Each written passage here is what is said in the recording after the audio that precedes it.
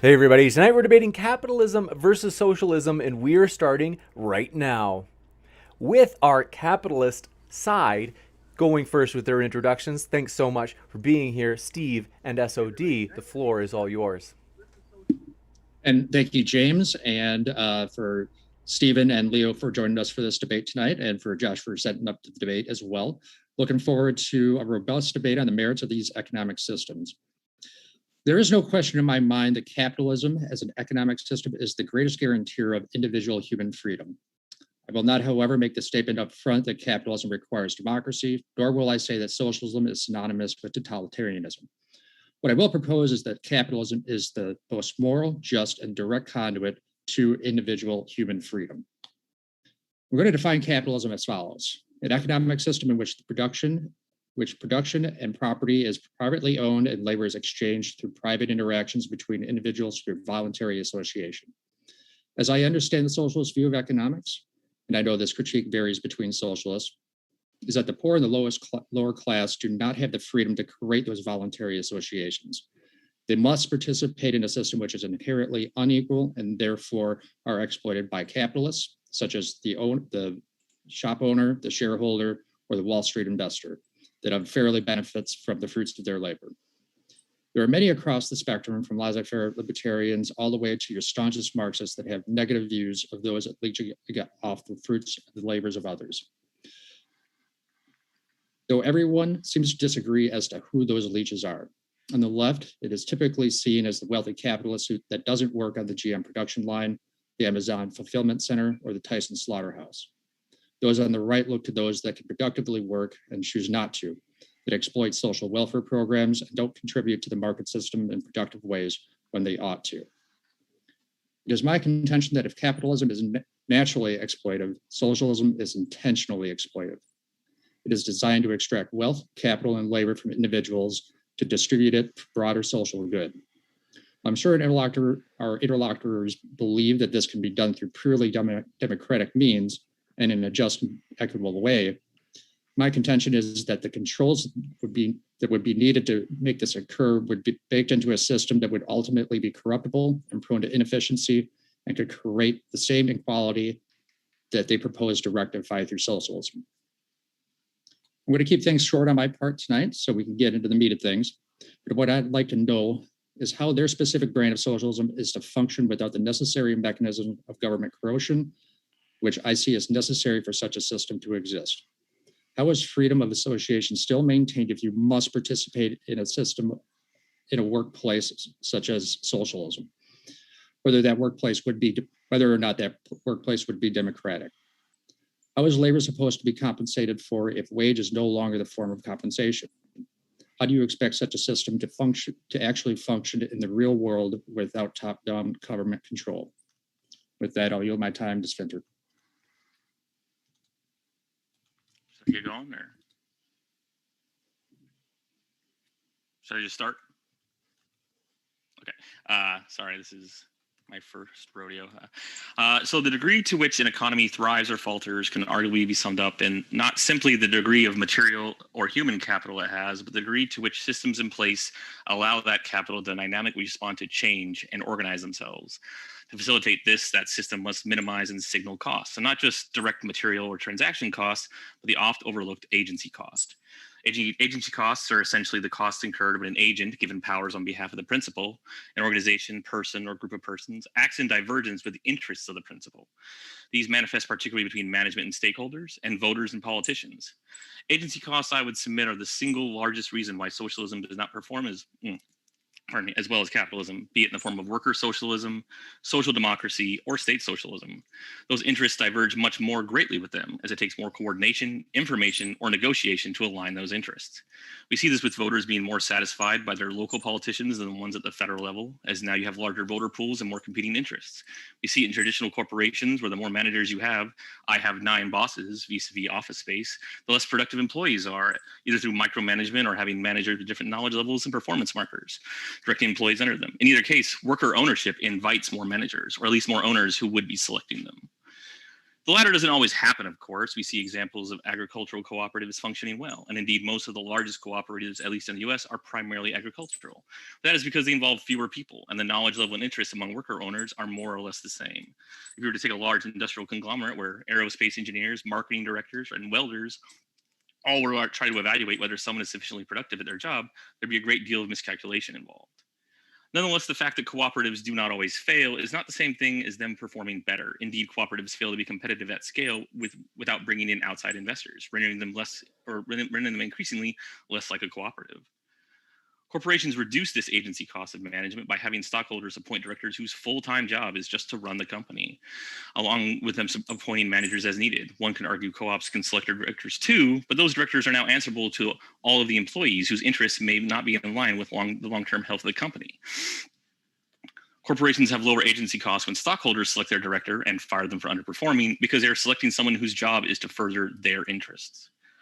One argument for co-ops is that it is more fair or more moral, often invoked with the refrain of democratizing the workplace, as the workers are the ones producing the wealth. Agency costs notwithstanding, this often comes with the implication that such firms should be restructured into co-ops by law, which, if that is a recommendation here, it flies in the face of individual workers' rights and the concept of democracy. Some workers do not want to be an owner, which comes with more responsibility as well as more risk, since now one can lose their life savings in the stock of the company they work for should it fail. The risk-adverse nature of workers informs of why most don't start their own businesses, as well as why agency costs are higher for cooperatives. This is all before considering that isn't it just the workers producing wealth, but the material capital of the capitalists that make those workers be able to produce that much more wealth. And it was the capitalists that took on the risk in doing so, which further renders the idea of the wealth producer being the legitimate owner not one consistently applied.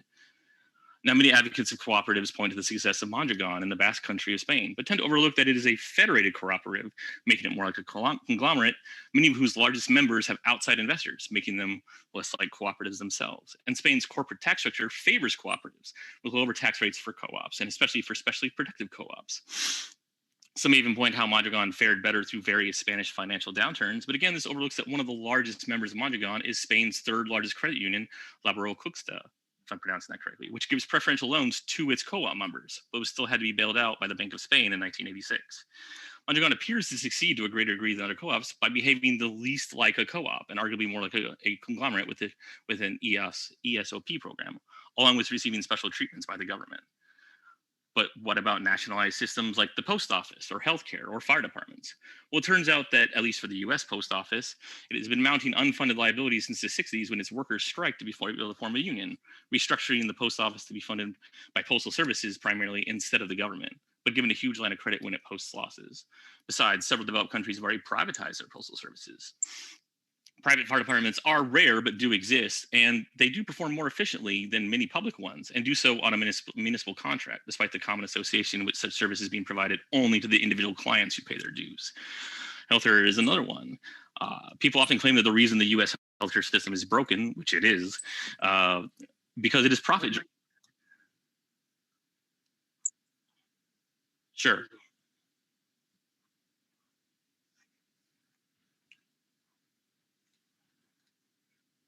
Is anybody else hearing it? Because it might just be me, my voice breaking as I'm running out of breath or whatever.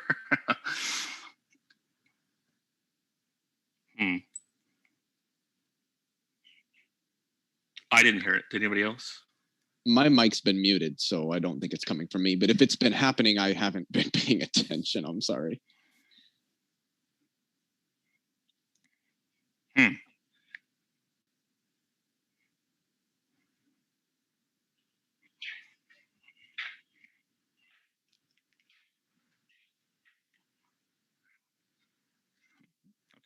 Oh, you know what it might be? Maybe I'm unconsciously clicking my pen without realizing it.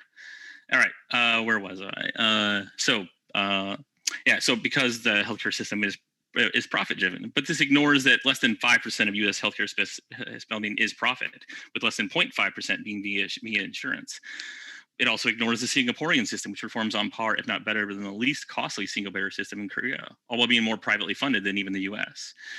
A simple critical examination of just single-payer countries themselves shows a huge amount of variability among single-payer systems and costs, which tells us there are non-trivial factors other than the presence or absence of single-payer, and there isn't even a strong relationship between the degree to which healthcare is publicly funded and a difference in costs. Claims that these systems are more efficient because they're more socialized or nationalized almost always relies on ignoring any other potential factor and its degree of impact.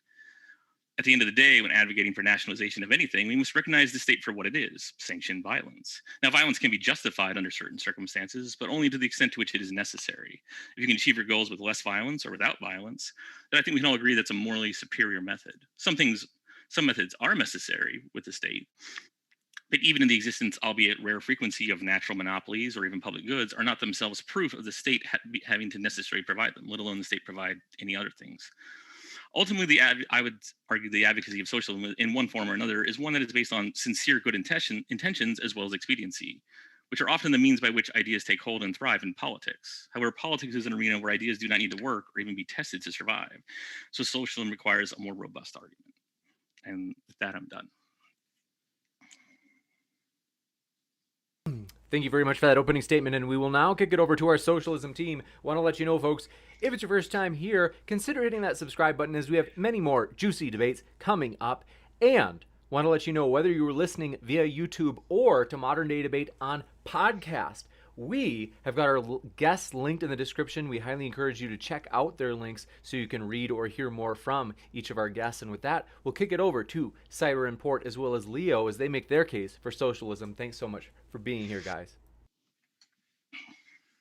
Yeah, it's kind of weird that Leo left just to see it. Like, that's just okay. I'm defending this on my own, I guess. So it was something that kind of came up in the last debate that myself and Leo did on this very topic. It was a little bit of a point of contention, although it was mainly Leo that kind of said it. I'm going to kind of take that mantle tonight. So the point of contention is that Leo stated that there has not been a socialist country. There's not been a country that has operated under socialism. I agree with this statement. If you can find me a country that is both operating as a social democracy, more akin to your Norway, Denmark, Sweden, they're they're very robust and very secure social safety net and social protections, as well as every single institution, organization, business, like anything that you can think of where there is a hierarchy involved. So someone from the bottom to the very, very top and everybody in between, where they have been put in those positions through the democratic process, thereby a worker co-op. Unless you can point to me a system or a country where every single aspect of that country has been elected through the democratic process and has the benefits of what we call a social democracy, or very robust and very expanded social safety nets, kind of hasn't been a socialist country. There've been some that have gotten maybe parts. There's been statists, or a country operating under statism. There are countries in the world that expedite pieces of this. I'd mentioned Norway, Denmark, Sweden, which would be more of a social democracy. There are worker co-ops in quite a lot of countries all over the world. That doesn't make them socialist. Simply because a country has socialized medicine does not mean that the country is operating under socialism. It just means that one aspect is socialized. So yeah, I didn't really have kind of much else to say. I had said it was going to be a quick opening, so I'll leave it over to Leo. I just had to whet my whistle there before I get going here. So the debate between socialism and capitalism is, to me, always been an interesting debate to be had. It's a discourse that's always interested me, and as almost boastful as it might sound, it interests me because at some level it surprises me to see so many people defending a system that fundamentally rests on exploitation in some sense or another. What exactly is socialism? there's been many people with many different definitions and ideas of what socialism either is or should be throughout history. And I think that a lot of the traditional examples that we often see of what socialism is or how socialism could be construed, I mean, think of your Stalin, your Lenin, your Mao Zedong, your Pol Pot. I personally, I think there is a debate to be had on whether or not the systems and the ideologies they advocated for really enshrine a lot of the strictures of what Marxism fundamentally is. I'm willing to concede, for at least the sake of this discussion, that they represented it at least in some form. That being said, I think things like Marxism, Leninism, things like Stalinism, things like Maoism are fundamentally tangential to the discussion that we're having. Socialism, as I would define it, is the socioeconomic ideology in which the means of production, distribution, and exchange are socially owned and democratically controlled by the working class. At least technically speaking, that's how I would define socialism. For people who might not necessarily be as acquainted with certain sociological and economic terminology, socialism is generally construed as having two parts. The first one is essentially a democratization of the economy by the workers. And the second one would be something along the lines of decommodification. Now, as Stephen has already pointed out, no country has ever really been socialist. Now, it is true that many nations have encapsulated certain ideas such as demodification of particular markets. Healthcare and transportation are two very, very prominent ones that we would see in most Western democracies, and also worker cooperatives existing in the vast majority of countries that we see on the face of the planet. So the main problem that I have with capitalism, and I'm going to try to keep this as short as I can because I don't want to take up too much time, but I did want to start by saying I don't view capitalism as a system that was created with the intent of being abusive or extractive. I think that the system has just been utilized to do that because it can so easily return a massive profit to a few amount of people by utilizing the system in such a way, in an abusive and extractive way. So I don't see capitalism as being an intrinsically evil or destructive ideology. I don't think that was what it was intended to do. I just think that is what it is currently used for, and I don't think that the system is capable of reform. I view capitalism as being fundamentally autocratic, which might sound almost hyperbolic at first, but I think that there's a strong case to be made for that in the fact that workers don't have any control over what a company that they work at does. All of the power of what a company is and what a company will do, what its vision is, who gets hired, who doesn't, who's going to be a manager, all of that these are decisions that are made by a very, very select few number of individuals. I think that democratizing the workplace and ensuring that everybody who is employed by a firm across our entire economy, not just selectively, would ensure a greater workplace happiness and greater content with life. Now, there is empirical data demonstrating the success that worker cooperatives have all across the world, from the fact that they can absorb price shocks and economic shocks as well as economic downturns just as well, oftentimes better than traditional firms can, to the fact that workplace happiness and wages are oftentimes generally significantly higher, to the fact that they oftentimes survive the first 3 to 5 years of business much better than traditional firms do. We can look at all of this data and see that worker cooperatives are in fact a successful means of governing our economy. And I think that it's not just something we should do, it's necessary to transition our economy in that direction.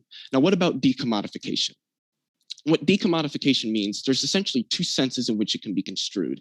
We can decommodify labor, which means that labor does not exist as a commodity to be sold for a wage within a market structure.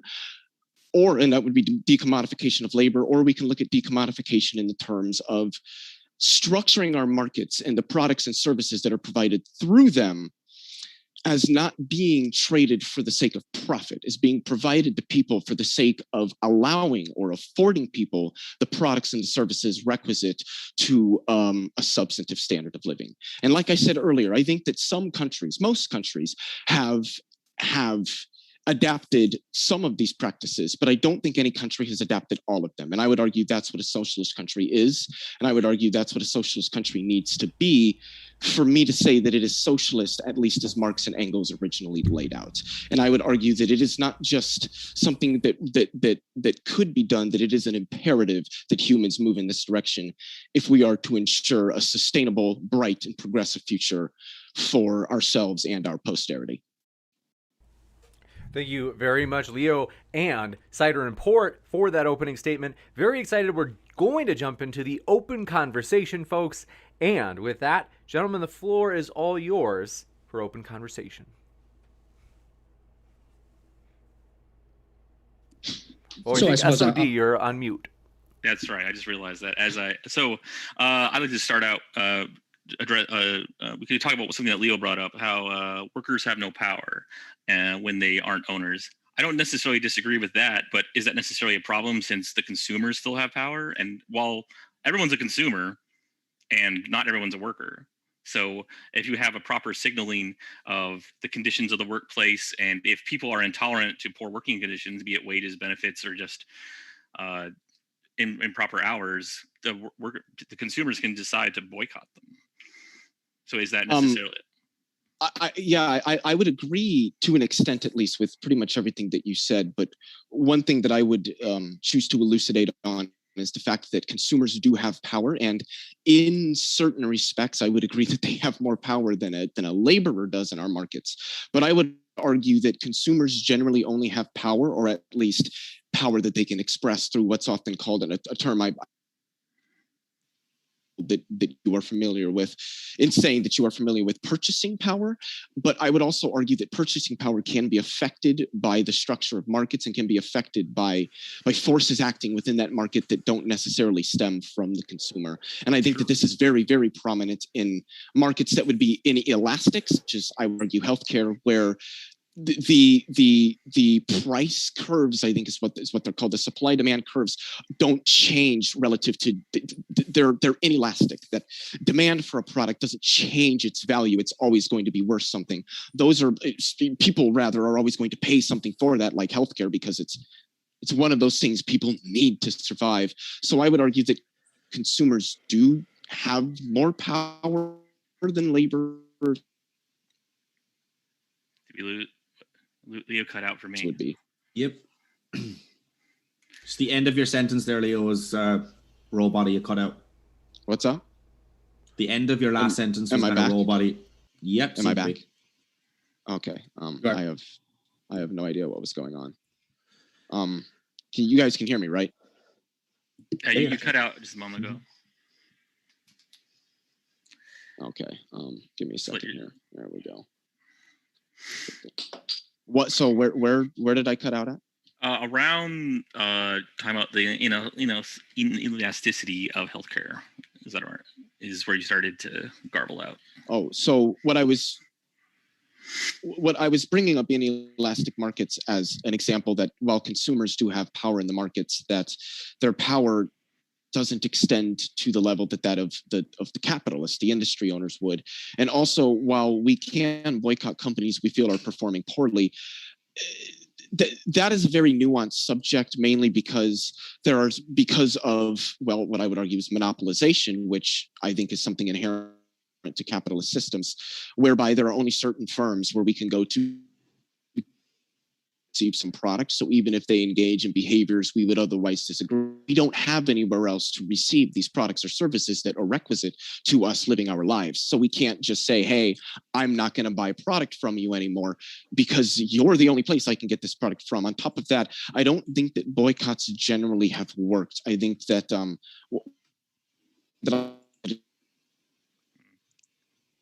you lost them again. I think what we might want to do, just until Leo's internet catches up, is maybe kick it over to Cider and Port to give a response. Leo, I hate to do that, but just because your internet is wobbly, and so we were kind of losing what you were saying there again, and so maybe we'll give you just a bit of time to hopefully it stabilizes.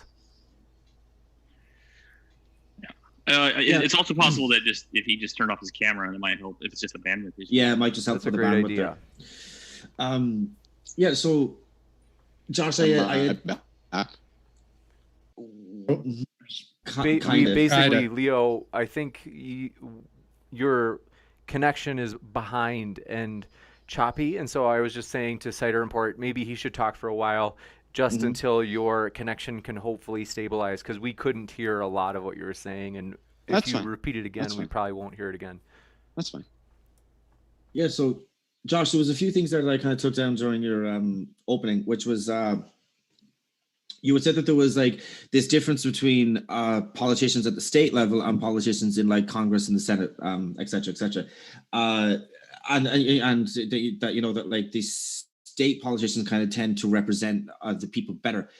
It's kind of ironic though that the root of the problem there is capitalism. It's because of, well, I mean, it's because of lobbyists. It's because of, you know, like massive corporations that are donating X amounts of hundreds of thousands at a time to a given politician so that they get elected, and then that they go into Congress and the Senate, and they are in a position to be able to write and draft legislation that directly benefits them, benefits the corporations. To speak on that, Stephen, you don't think that would be a problem in a socialist society where industry does have influence? I mean, No. Especially if you're specifically thinking small or larger scale industries. I don't. Being singular. Why do you think that would be different? I mean, well, they're going to still have interest in benefits and some kind of incentive to have politicians either agree with their society or their specific industry over another industry, and unless you're considering even having some kind of market competition within those co-op systems, there's going to even be more of a pressure for those individual co-op systems, maybe not influenced specifically through money, but through favors or incentives to influence specific politicians, and politicians influence specific industries. There's still going to be the same problem. It's just going to be a different problem. Not only that, but even today, unions they lobby a ton. In fact, among super PAC dollars, unions contribute to super PACs more than corporations do. Yeah. Okay. So yeah, I don't see that as a negative. Well, I think corruption is a negative, whether it's from corporations or unions. I think the issue there, which I think is a problem, is that you have much more concentrated regulatory power, which when you have more regulatory power, you increase the incentive to capture it. When it's more concentrated, it's more easily captured. If you reduce or diffuse that power, and there's many ways you can go about doing that, you either reduce the incentive to capture it, or if it still is captured, less damage can be done in doing so. I think lobbying is a symptom of the deeper problem, and it's not really the cause of it. And the problem is the state intervening too much in markets, whether they be socialist or capitalistic markets. Yeah, so I would just kind of have to say that I would respectively disagree with what Steve said. So we know that candidates for Congress and for the Senate can get elected purely through a grassroots effort. I mean, you look at any of the squad, any of the Justice Democrats that are in I think Richard Ojeda in North Carolina came like ridiculous. He didn't actually get in, but he came ridiculously close. Like that is like a purely like to the heart red state. And he came, I think it was in 2 or 3 points, and he's a Justice Democrat. And like these people can get, so, you know, as I said, members of the squad, you have Ro Khanna, who is in the Senate, of course, Bernie Sanders. All of these types of characters can get in purely on small dollar donations, and with no need of a super PAC or any sort of a major corporation that are getting in. I think it should be noted that, like, I know at least for AOC, she was recruited by Zach Exley, who is with the Justice Democrats, and they're funded in part by Soros. So it's not really entirely grassroots. It certainly is partially that, and definitely tries to hold this air of grassrootsing. But it's very much that you get a lot of plausible deniability from the appearance of grassroots, whatever to the extent you actually are. Wouldn't that be more due to the fact that anybody can donate to the Justice Democrats and George Soros donates? I mean, obviously, he's got significantly more wealth at his disposal, so he can donate significantly more than the average person can. But I think that there's a difference between somebody who's really rich providing a donation, even maybe a generous donation to, and not even necessarily a political campaign, to any sort of organization, and actively funneling tens, if not hundreds of millions into a super PAC designed to elect particular candidates that hold to particular ideologies that would benefit the very people who are funneling money into their campaigns. Now, you had mentioned earlier that unions do that. What I wanted to say is that they're supposed to. Their job is to lobby on behalf of the workers. And I would argue that organizations lobbying our government, as well as our, at least currently, capitalist economic system, and the people that sit at the top of it, lobbying them to ensure that they have some decent standard of living, I don't think is a bad thing. And I think it's drastically different than massive industries like the fossil fuel industry collectively pooling hundreds of millions of dollars into organizations that then distribute that money to politicians to protect the interests of the oil industry, which, as we've seen and see today, come at a detriment to not just ourselves now and our environment, but our future societies, because they'll have to deal with these problems. At the same, I don't disagree that absolutely happens, and that in basically corrupting the process that has happened with fossil fuels. But we also see it with environmentalists who successfully lobbied to essentially gut nuclear in the 80s, which then helped keep fossil fuels in place for decades. And ironically enough, much of the propaganda that was pushed out was made by fossil fuel companies. So it doesn't really matter. I don't think it matters who it's coming from. The problem is that we've concentrated too much power, and then the stakes increase, and then everybody's just in this huge bidding war for it, and you have all this rent seeking, and that's the problem.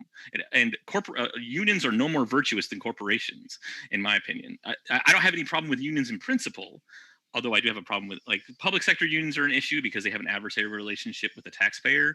But unions in principle aren't necessarily bad, but they also aren't any more virtuous than corporations either, because they consist of human beings and they are just as subject to corruption as anything else. They're lobbying for their interests is just the same as union workers and Greenpeace or the NRA or any single entity that has some private interest. And many times we look at those kinds of organizations and say, well, that's on the other side and I don't agree with it, so they must be some kind of negative. Well, that money doesn't come from nowhere.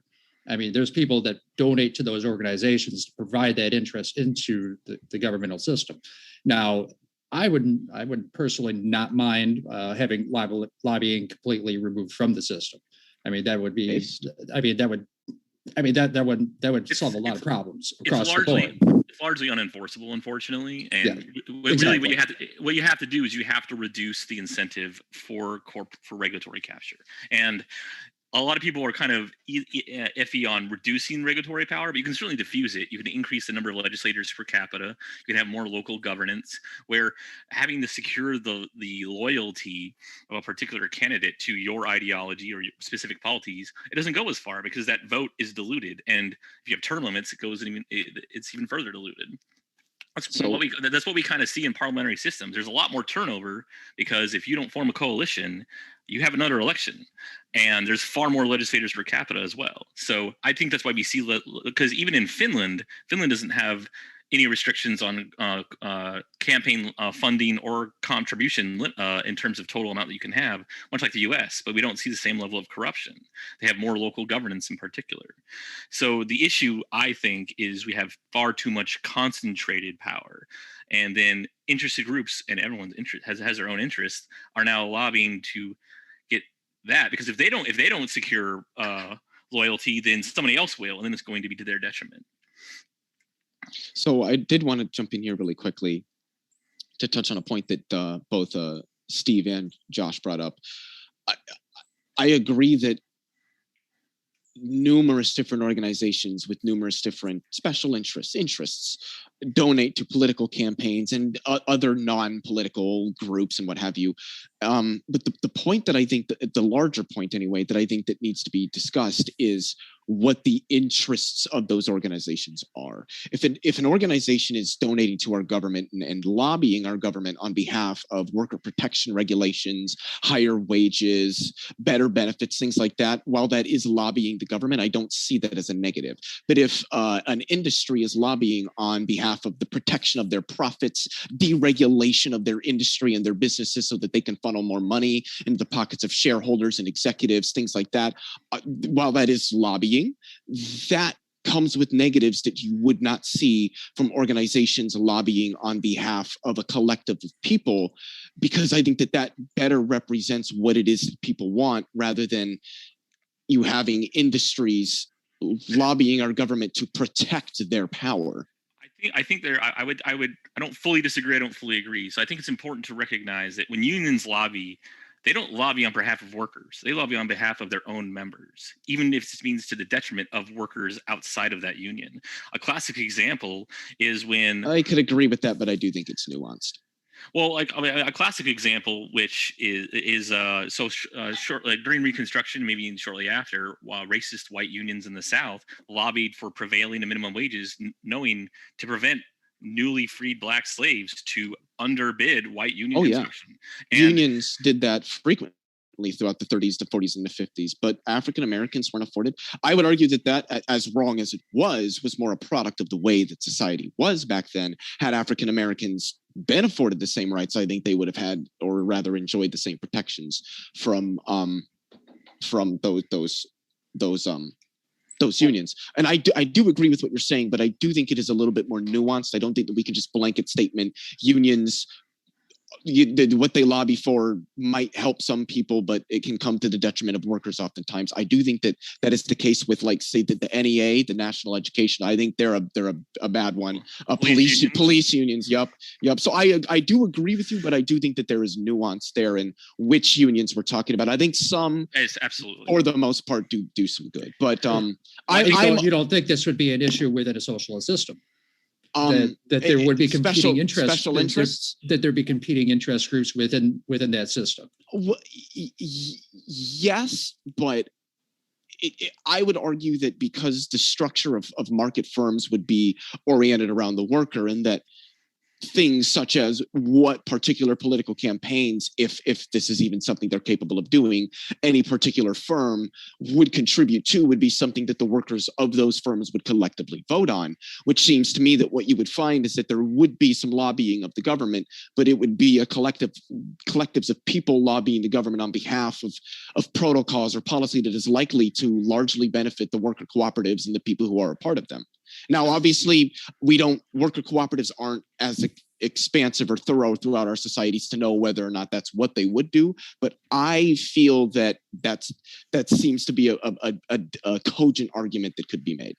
Well, I would want, like, so we saw a little bit of this in the 30s, where, when unionization increased, and many of the things that were formalized in the 1938 Fair Labor Standards Act many of it had already become industry standards, largely because unions had gotten it that way. So when unions collectively organize through voluntary organization and bargaining to achieve those kind of results, that is a market mechanism that doesn't really create these negatives that often come from lobbying, which is why I would prefer personally. I think the Fair Labor and Standards Act was just a formality for the most part. Much of that was already kind of industry standard.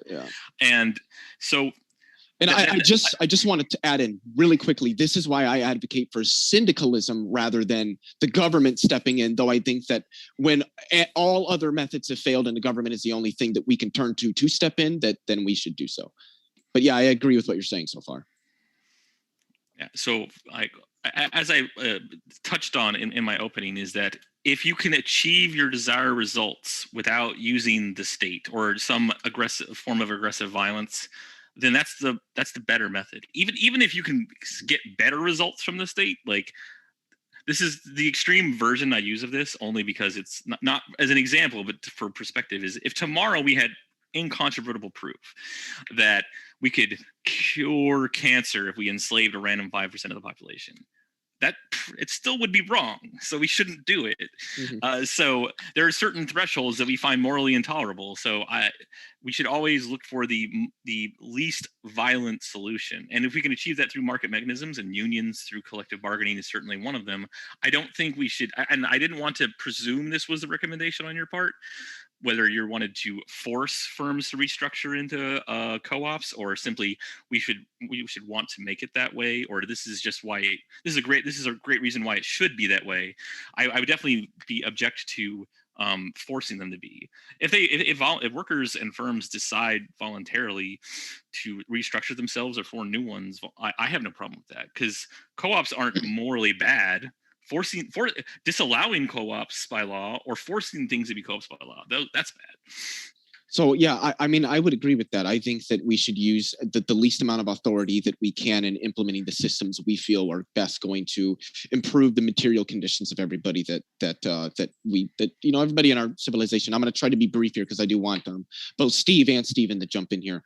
But I would argue socialism does that. I would argue that market firms being structured around the worker and starting with at least selective decommodification would result in requiring less from the government in ensuring that markets are going to operate in a productive and a beneficial manner. And I would argue that the fact that we have had to rely on the state to regulate markets to ensure more equitable distribution of the resources that are gained from those markets amongst all of those who collectively contribute to their production, and ensuring the fair, equitable, and sustainable action of firms in the markets. The fact that we've had to rely on the government to ensure those, I think, is a testament to the failure of a capitalist system. I think a socialist system, a market socialist system in which you still have markets and there can still be things like competition and firms and everything, but having them democratically controlled, I think, would result in them operating in a way that is centered more around the worker,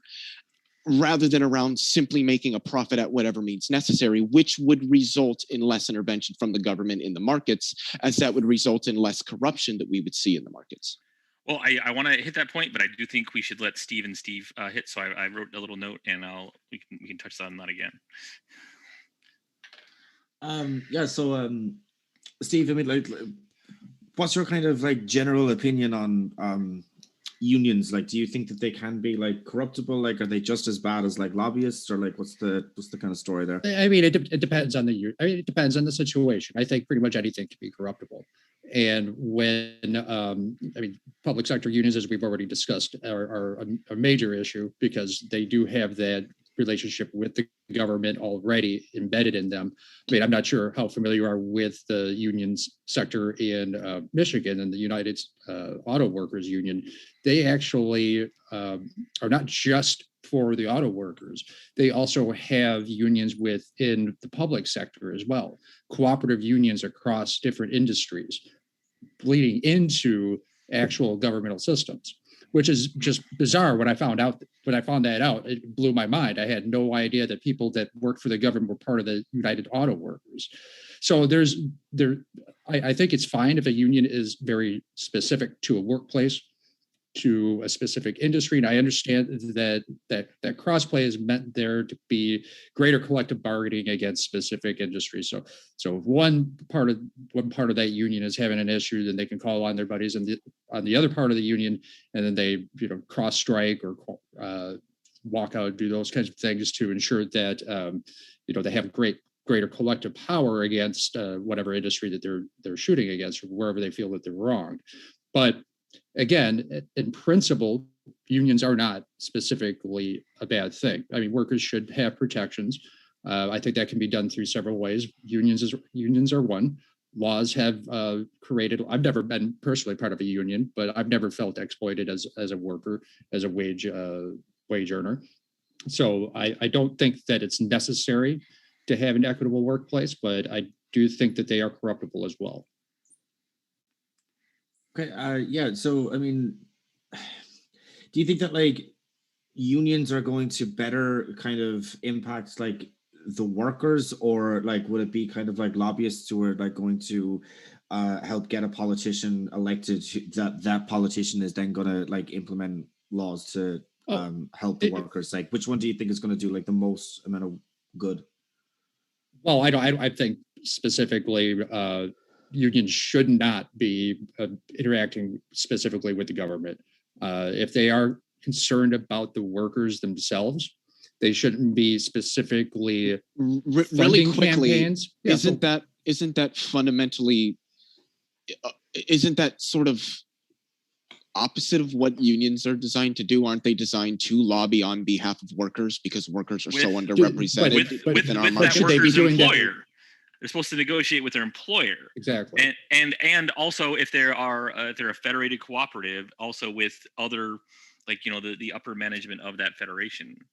So what does a union do when a corporation does not comply and continues to engage in abusive or extractive tactics? Do they not have the right to lobby the government on behalf of the workers? Okay, well, I think maybe we might be falling into an equivocation trap. Do you mean, when you say lobby there, do you mean like, hey, government, they are literally like abusing us, come and investigate this? Or are you talking about, hey, we need to change the law kind of thing? Well, are you talking about I think money? it could be both. I think it could be both. Well, what I mean is that I think any employee or anyone who represents that employee has a duty or to represent them as well as they can. So if they're actually being abused, there are rules in place to to prosecute and investigate that kind of abuse. But that's very different from saying we should lobby the government to change the law, which maybe the law does need to change, but I think they should be treated distinctively. I would argue that the law does need to be changed. One of the main critiques that I have with capitalism is that it inherently requires some underclass of workers from which wealth is extracted to maintain the high standard of living of the capitalist industry owners, as we've seen since capitalism has been a thing that has existed. There's been a stark divide. It's often been described in Marxist theory as a divide between the bourgeois and the proletariat. Well, so it's important to remember that before capitalism happened, there was a lot more poor people, and I agree. And so capitalism has been, on net at least, a good in reducing poverty. In fact, it was actually one statistic. I agree to an extent. Yeah. One statistic I remember for the Industrial Revolution was, ironically enough, the number of people who were poor seemed to go up. But that was because the people who were so poor that they were literally dying of starvation or exposure, they were living long enough to actually be counted among the poor, even though they still struggled to get by. So it's capitalism, or nothing is a light switch, and it takes time to build those resources. Very true. And so when you talk about extracting wealth, I think that that definitely needs something that we should probably unpack. Okay. And I have no problem unpacking that and talking about that. But I did want to say really quickly that, and this is where I get into it with other leftists online, because at least I would argue, and obviously there's going to be those that disagree, that I understand what capitalism is as a system and it's sort of the history that it has, though I'm not by any means claiming to be an expert. But capitalism is a better system than feudalism, than chattel slavery and monarchism that we've had prior. I don't like I said in my intro, I don't view capitalism as a system that was designed as a way of we're all going to get rich and they're going to suffer. It wasn't this evil thing that these people sat around. It was saying, hey, you know what? We think that more people should be allowed to involve themselves and trade in the markets and create products and services and have the ability to trade them freely and make a living. And I think that that's a very good thing. And I do think that, at least when measured against systems like feudalism and monarchism, capitalism as an economic system versus those and many others like mercantilism is better. It provides for a little bit more freedom than those systems do. The argument that I would make is that capitalism has been utilized as a method for extracting wealth from an underclass of workers who provide their labor to generate that wealth, though they don't share in an equitable amount of the wealth that their labor produces. And that because of that, I would argue that capitalism is a system that humans have transcended, that capitalism, I'm not going to sit here and say it's this evil, terrible, bad system. It's just a system that I don't feel is capable of providing sufficient material conditions requisite to a substantive standard of living for for as many humans as we possibly can. And for anybody who would say, well, because I've had, and not that I'm ascribing this to anybody here, but I've had some people that I've had these discussions with say things along the lines of, well, capitalism does provide, sufficient material conditions for as many people as possible. And if that's the case, I would say that it does a pitiful job, because there are many, many more people that we could help. So the argument that I would make is not that capitalism is evil, but that it is a system. Yeah, it is a system that humans need to transcend because we've lived beyond its ability to provide for us as a society collectively. That's the argument that I would make. At the risk of oversimplifying, you're saying that modern society has or can outgrow capitalism. Yes. Okay. Yes. Well, I think before we to really try to address that, when you say equitable distribution or equitable amount of wealth extraction, what does that mean exactly in your mind? For me, that would mean that the labor power or just the labor that somebody provides for the production of a good or a service, that they receive what would be a fair, I'm trying to think of the right words to use here, and it can be kind of hard to use to find them, a fair, I guess you could say, recompense. So I'm quite certain you know what this is. I would hold to Marx's labor theory of value, that I don't agree with it exactly as Marx laid out, because it is, I would argue, something that's nuanced. But you're referring to from each according to their ability to each according to their need. Well, I think that the labor theory of value plays into that, but I think that the labor theory of value itself is something separate from that is a part of that, where it says that the value of somebody's labor should be equal to what labor was put in, or rather the value of some good or service should be, and I would add, at least in part or in some sense, equal to the amounts or the requisite labor to producing that good or service. So when I say that somebody is receiving an equitable a wage, I guess you could say, for what they're doing, is that the wage they're receiving is, number one, always enough for them to have at least a comfortable. I'm not going to say it needs to be, that they can go out and buy a Gucci bag every month, but a comfortable standard of living, regardless of the society that they live in, but that is also measured against the labor that they provide, the contribution that they provide to society.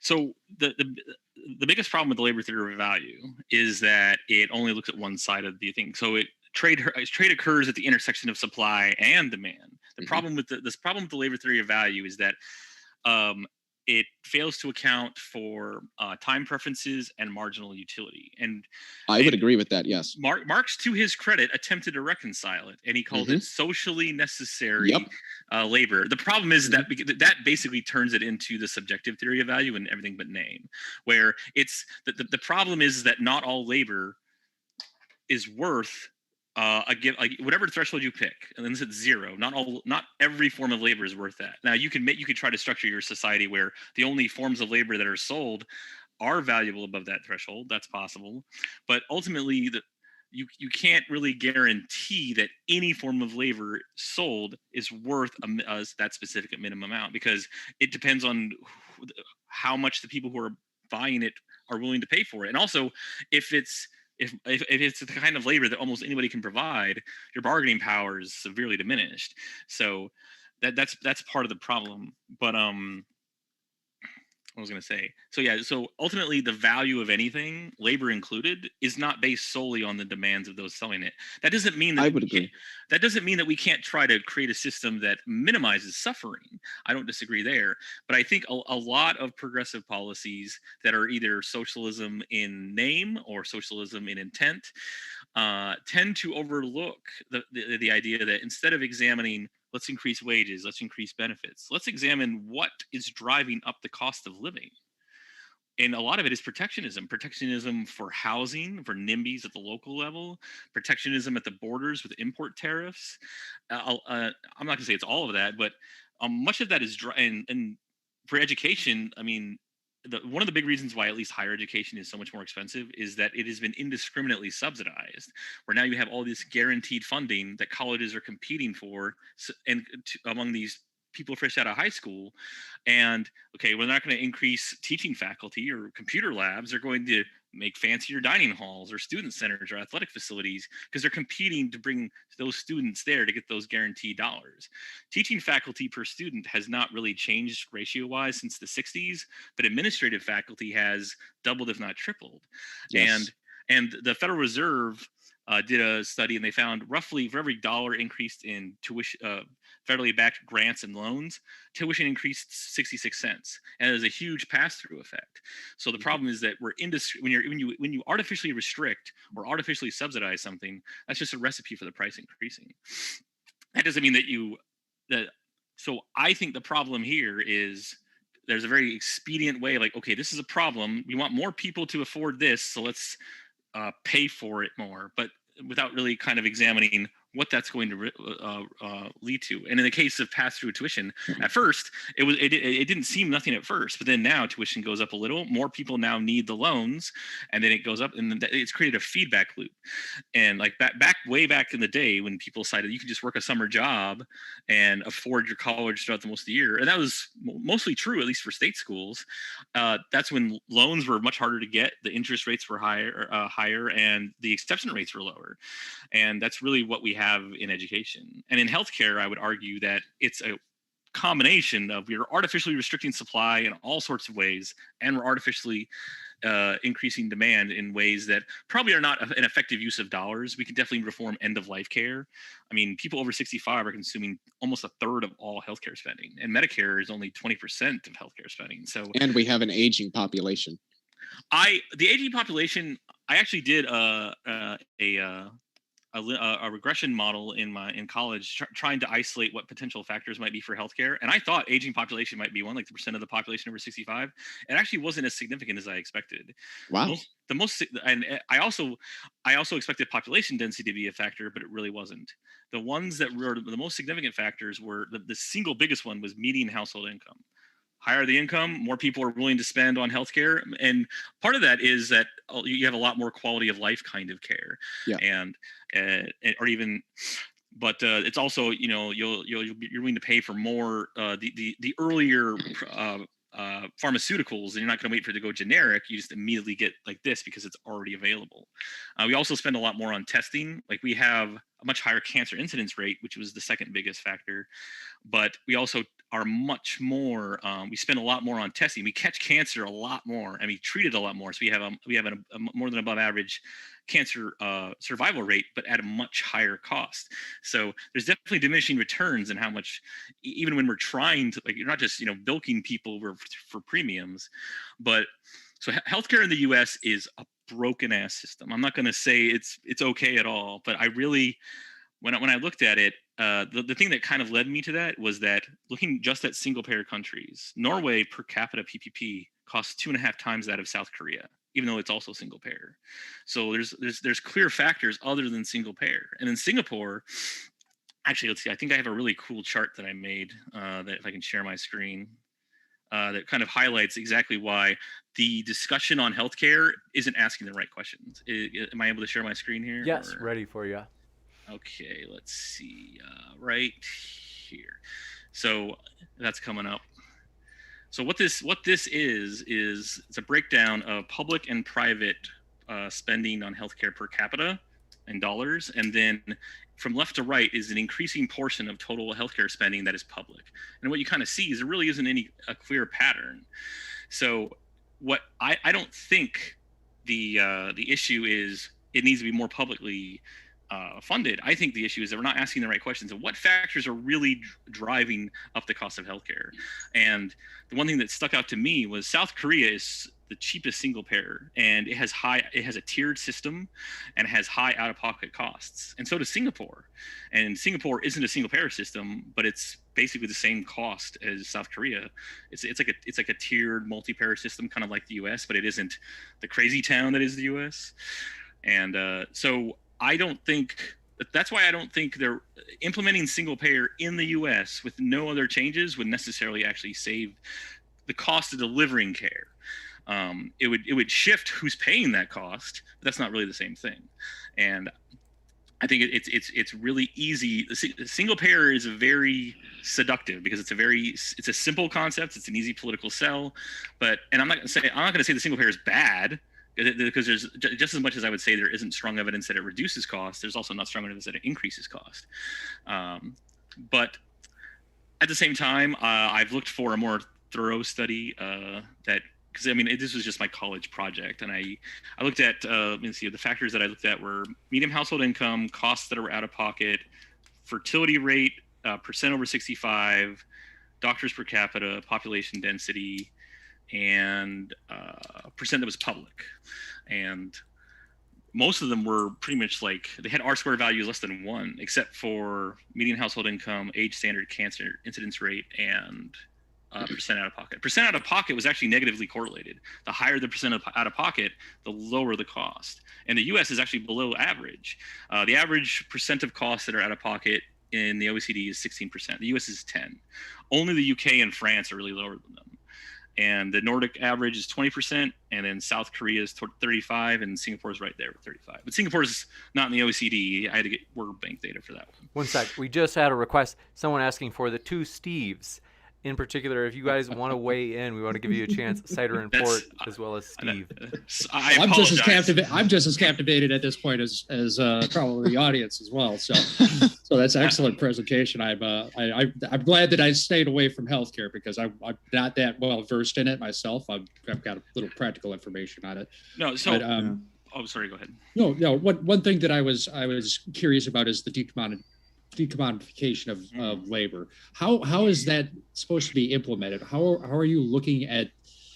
Are you looking at just completely removing wages? And I don't think that's how you were putting it earlier. But I guess I'm confused as to what you mean by that and how you're thinking that you're going to be able to figure out what a single worker is worth in a specific industry and how you make that equitable across the system.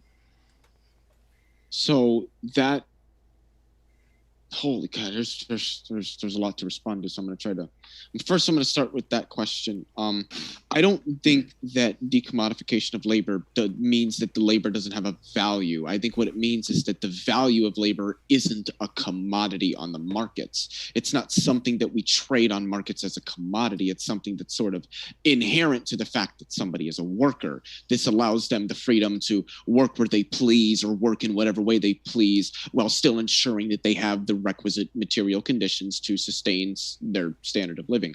I did really quickly want to respond, and I can certainly make this quick, to what Joshua said there. As it concerns the labor theory of value, the main contention that he had with it is actually essentially the same main contention that I have with it, which is why I've sort of coined it myself, though I don't have like any formalization of it. I've sort of said the modified labor theory of value, rather, because I think that Marx was onto something with the labor theory of value, but I don't think that he quite hit the nail on the head there. I think that there are other factors that determine the cost of a good or a service. The main point that I have with the labor theory of value is that the labor requisite to the production of a good or a service should play a major factor in the cost of that, though not necessarily the only factor that plays into the cost of that good or service, as well as that what the worker is receiving for the production of that good or that service is enough for them, again, to have a substantive standard of living. As it concerns what you brought up with healthcare, and I believe it was education was the other market you brought up, some of the problems you pointed out with these markets, especially with education, with the student loans issue that you were mentioning, I would actually agree that is a problem, that the cost goes up because more money is put into the student loan program. And so that it seems that universities are utilizing that as a means to capture more revenue by increasing their tuition so that they capture more revenue out of the student loan program. I would argue that this is a result of the fact that education alongside healthcare is an inelastic market, that the cost of the products and services provided by that industry or that market do not depend on the supply or the demand of them. People are willing to pay whatever they can for these things because they are, at least for the most part, requisite to a decent standard of living in the society that we have today. But you would also mention that you hadn't seen any evidence that that single payer healthcare seems to reduce the overall cost of healthcare. I do have a study that was published in annals.org, which shows that the US system that we have now compared to systems in Canada is actually significantly more expensive, and most of that is a result of overhead cost or the wages that are paid to executives and shareholders. There's also another one that I have here that's in journals.plos.org that shows the same thing, and it was a meta-analysis of 22 single-payer plans over the past 30 years, starting in, I believe it was 2018 or 2019, that showed that single-payer systems seem to reduce the overall cost of healthcare provided on a collective basis. Well, so I don't disagree. Doctors in the U.S. are paid far more than in other countries, particularly, and we have a much higher ratio of specialists. I don't disagree there, and part of that is informed by the cost of higher education in the U.S. But with regards to administration costs, it's that one can definitely play some shenanigans when it comes to admin costs, because administrative efficiency isn't just percent of your budget, because well, in terms of dollars per capita, Medicare actually spends more in dollars per capita than private insurance. And it's not because, but it's important to remember that the percent of your budget that is admin isn't necessarily administrative efficiency. If you're a retail store and your wholesale costs double, but everything else stays the same, your administrative costs as a percent of your budget go down, but you didn't become administratively more efficient. And that's kind of what it can. I'm not saying necessarily that's the case here, but you can't just look at percent of the budgets as okay there. Plus, not only that, but with at least I agree. And with Medicare, I think it's important to recognize that not all the entire cost of administrating Medicare doesn't even fall entirely on the balance sheet for Medicare. Like, for example, collections. Medicare doesn't do collections; the IRS does. Legal, you're pretty limited on how you can sue Medicare, but the DOJ kind of helps you out a lot as well.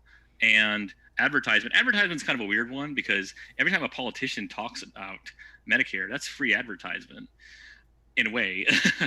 But there's also Medicare, because it's kind of isn't really, it doesn't administrate fraud as vigorously as private insurance. They have a much higher fraud rate. They have a fraud rate of about 9 to 10%, which is kind of enormous. Whereas for yeah, that is true. It's a little outrageous. A private insurance, it's about 4 to 5. And now I'm not going to say private insurance is just great and super magical, because there's all sorts of issues there. But my issue with a lot of comparison of single payer systems is it's very difficult to cross compare, because even what counts as admin, like how Canada administrates itself, is different than how Medicare or the US administrates itself. So it's difficult to compare apples to apples. But my point was really that I suddenly lost my train of thought, like the worst time. No, is that in trying to isolate those factors, we're not asking the right questions, really. So what is driving up the cost of healthcare? Are Americans consuming more healthcare? Is the cost of healthcare more? Are we more unhealthy? The U.S. has the highest obesity rate in the developed world. We also have one of the highest violent crime rates in the developed world. Even if healthcare costs the exact same as elsewhere, we still have more healthcare spending per capita. So how much of that is just that we are more unhealthy, we are more violent, there's more strain on the healthcare system. And if that healthcare system is artificially restrained, either from certificate of need laws or FDA restrictions on importing drugs, or even arguably onerous licensure laws which artificially restricts the number of doctors, or even just nursing practitioners, those little things can add up. And healthcare is a complicated thing. So I'm not going to say what the answer is. I just think I have an issue with saying, well, single payer will solve all of our problems. Well, I don't think that's a simple answer. At the very least, just simply switching out everything in the U.S., given the regulatory structure that we have, that's why I'm not really convinced single payer in the U.S. is necessarily better. Because if you look at a number of single payer implementations, I won't say all because I haven't looked at all of them, much that comes with it is also removing a lot of red tape that allows it to operate more efficiently. That red tape that held back the private sector. Now, some argue that, well, the government's more accountable, so we can get away with getting rid of this red tape. And maybe you agree or disagree, but that's something that I don't think can be overlooked. Yeah, I think the red tape issue is something that we face here in the United States, especially with the Affordable Care Act. But I think it's more that the red tape is structured in a way that it actually ends up benefiting most of the insurance companies, and in turn is regulating rather, providing care to people. In terms of the all what it is that's driving up the cost of healthcare and what most of the cost of healthcare in the United States go to, at least as measured from Canada. And this goes to the same study that I cited that was published in the Annals of Internal Medicine. It's called Healthcare Administrative Costs in the United States and Canada 2017. So it's a measure of the United States versus only Canada. From the study, quote, of the 3.2 percentage point increase in administration's share of U.S. health expenditures since 1999, 2.4 percentage points was due to growth in private insurers' overhead, mostly because of high overhead in their Medicare and Medicaid managed care plans, which is one of the reasons why I argue that there needs to be reform in both the Medicare and Medicaid programs. I think that Republicans have sabotaged those. I think that they've regulated them and structured them in a way that allows the private sector to abuse them for the sake of a profit, which has reduced the overall efficiency of the operation of these programs. If I remember correctly, I know that overall, so the overall profit margin of providers, that the average profit margin of providers who have Medicare or Medicaid patients to any degree is about 5 to 10%, which is average. But 70% of providers actually take a loss because some of them take on more Medicare and Medicaid patients. And the loss is often anywhere from 10 to 40% per procedure. But the issue, if you look at it, is that that Medicare... Don't some insurers get loans or grants from the government, though, that cover a lot of Medicare or Medicaid patients? That I don't know how, I don't know what extent, so I can't really say. But I do know that what was I going to say? Oh yeah, so Medicare, the organization has the information, because they poll providers, like, okay, what is the cost of providing this, like just the cost of providing this procedure, the labs, the doctor, the hours and all that, and they have that data. They just choose not to reimburse at that level for a lot of procedures for a lot of providers. And one of the more interesting things I saw when I found this out is I looked at is that right around about 1967, 1968 is right around when healthcare cost growth decoupled from inflation growth, which is shortly after Medicare. Now, I don't remember exactly who was in control of Congress in offhand that time, so I can't. Maybe it was Republicans, maybe it was the Democrats. What was the year again? You said 68? 67, 68. 68. Yeah, it's 1965. It was Democrats that during the 60s. So.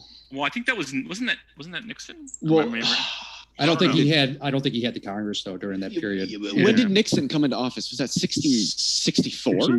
69, I believe it was. It was a lot later. Yeah, it was after. It was LBJ. Okay, yeah. Oh yeah. I completely forgot about good about LBJ. Yeah, that's right. The Great Society, the 60s. Yep. Yeah. Oh, sorry. But your phone isn't silent if you drop it on the floor.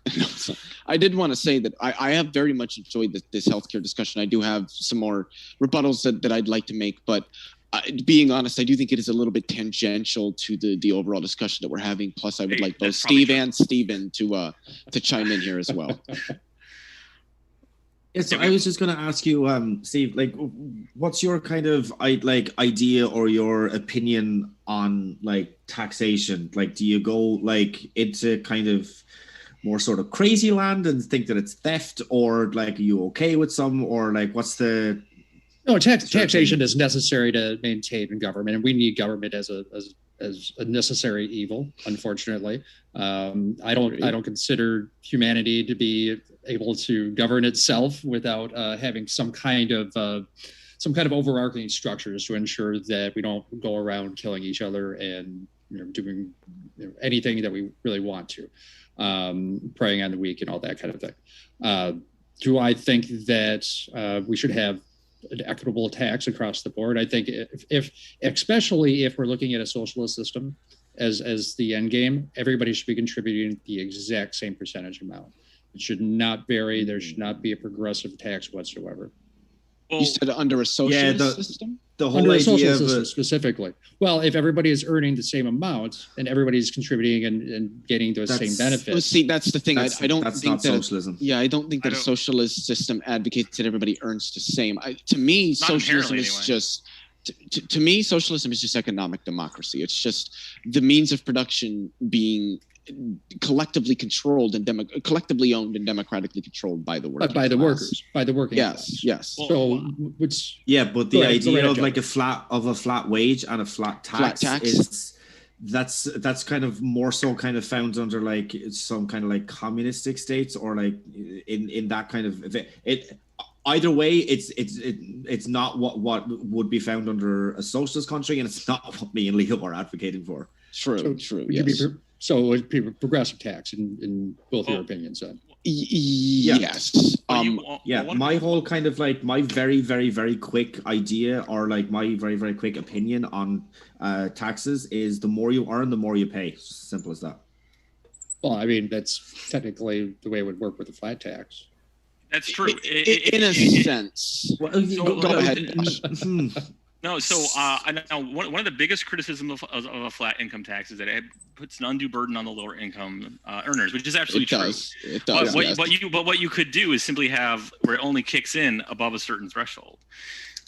So wait, hold, and just to understand what you're saying, you're saying that it would kick in that people under a certain annual income might not necessarily need to pay that tax, that it would kick in at a certain point. So basically you only pay, let's say flat, this is just hypothetical, is a flat 15%, only everything above $80,000 a year or 100,000 or whatever. You just pick whatever. But so your tax revenue will be lower, although the overall average tax rate of the entire workforce is 15%. It's just that, but the thing is that the bottom 40% are net tax recipients. So it's not just like everybody. So it's really roughly in terms of income tax revenue, the top 50% pay like 95% of income taxes. The thing, and this is another thing that is contentious between me and other leftists on the internet, is that the wealthy do actually pay a larger percentage of taxes. But I don't think that a majority of leftists like myself or Stephen here would necessarily disagree with that. I think that what we would disagree with is the idea that the wealthy are paying a fair portion of the income they earn in taxes when you compare the income they earn and the taxes they pay on that income to everybody below them, where we pay significantly more taxes relative to our total income as compared to people who make even $1 million a year. They're paying oftentimes several percentage points less on their total income in taxes than we are, which I don't think is fair.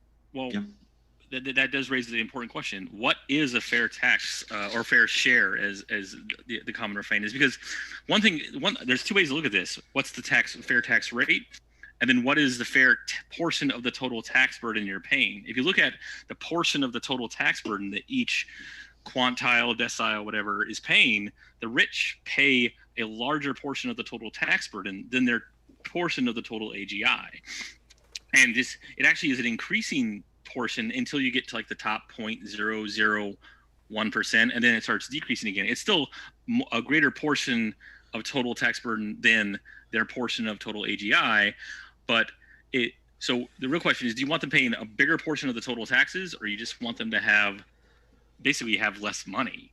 I mean, well, it sounds bad, but I think that there's certainly an argument to be made when it's dug into. But I want them to just have less money. I don't think I genuinely do not believe that there is a way that you could justify one individual earning $40-something million a year. I don't think that one individual can contribute productively in such a way that they earn that much money. I think that they make that much money because they have the power to write their own paychecks. But CEOs don't write their own paychecks. The stockholders pick the CEO.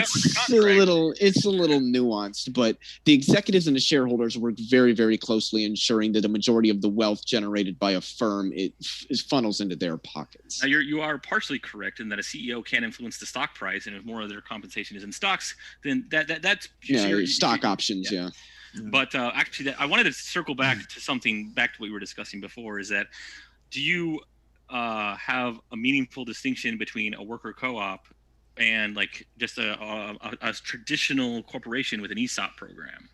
Yes, I think that an ESOP, what is it, employee stock ownership program? Is that what it is? That I believe stock option program, something like that. It's stock ownership program or policy. Yeah. Okay. From the, and I must admit that the research that I've done on the differences, while somewhat substantial, is not really all that thorough. But from what I have seen, is that ESOPs don't seem to provide the same level of control over how the firm operates, nor do they seem to contribute as much in the revenue back to the workers as a worker cooperative does, whereby an ESOP allows an employee to own stock in the company, which I'm not going to say is necessarily a bad thing, but they're rarely are they owning stock at a level that allows them any substantive say or word in how that firm is operated, whereas a worker cooperative would essentially guarantee that.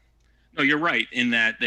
So there are worker owned, and like an ESOP program, you become a worker owner, but you don't become a worker manager. You don't necessarily have a significant voting stake in determining the executive board or even being eligible for it, kind of thing. It's just that I bring that up because there are because if you want them to have a bigger stake, but when you have more worker managers, like then you get kind of a little bit too much input and a little really too quickly. much. Can I ask what you mean by worker manager, just so that I understand exactly what it is? So either you're actually a manager yourself, or you're selecting managers and you're kind of overseeing. So it's probably a better term for it. But what I mean is like if you're an owner, you're an owner. But if you're a union, okay, we're gonna select our CEO, and then all the workers have an election. Or the workers then vote. That would be kind of like, but only the workers. And it would be among the workers, because you don't bring in an outside one. That's probably what I would probably call a worker manager. Oh. But there's probably a better way to articulate that. And yeah, I don't think that with a worker cooperative, while I do believe that managers and supervisors and executives would be voted on, I don't think that it would have to be reserved to people that are within the firm. I think that it would just be more a democratic process whereby certain people can say, hey, I'd like to take up this managerial, supervisory, or executive position. And all the people that are employed by this firm collectively have the ability to vote on who has submitted themselves and who they think is going to best encapsulate the vision that those individuals have for that company. And I think that it just, so like I said, and I keep bringing up the phrase, but I think it's the best way to summarize what both myself and Stephen believe in is economic democracy, a democratization of the workplace where our firms are controlled democratically, the same way that our governments are. And I know that there are a lot of objections that are brought to that, especially in terms of, you're forcing people to give up their businesses and what have you, and the government's forcing people to structure themselves this way. But we already pretty much force people to structure businesses within a certain manner as it is.